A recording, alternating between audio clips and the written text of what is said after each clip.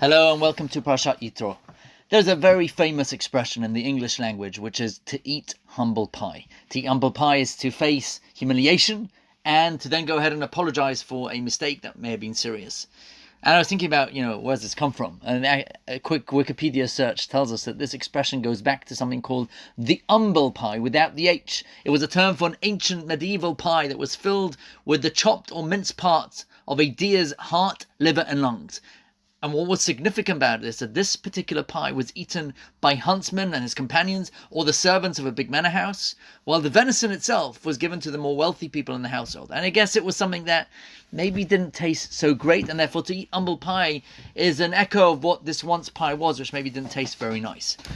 For those who tuned into Prime Minister's Question Times this week, there was something deeply excruciating about it. It wasn't about feeling sorry for Boris Johnson as he was literally force-fed huge quantities of humble pie. But I think rather how in his short time in this position, he has gone ahead and devalued the country's highest elected office whilst treating, as many people see it, the majority of the British people with contempt in the midst of probably one of the most testing periods in recent history.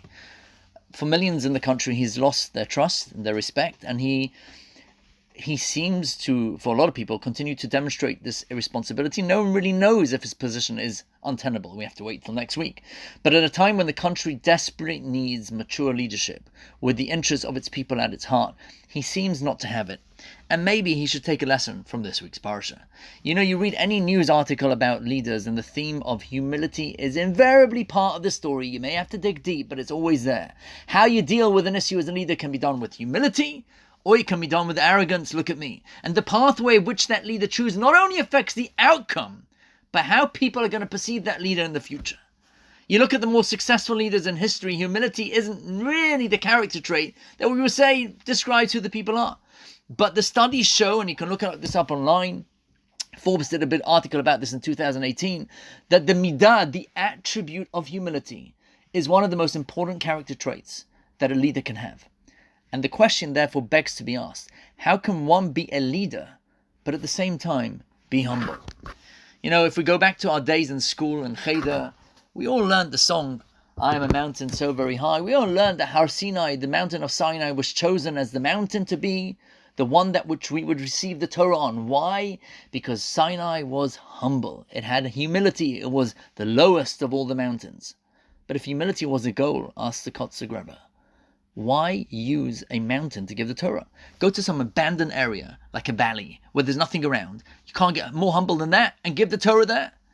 So the giant Hasidic master, the Kotzer Rebbe, answers that there cannot be humility unless there is something to be humble about. A valley has nothing to brag about. It's just an empty space, and therefore you can't learn humility from it. But a mountain that has height, has grandeur, but is still humble, can teach us a lesson in humility.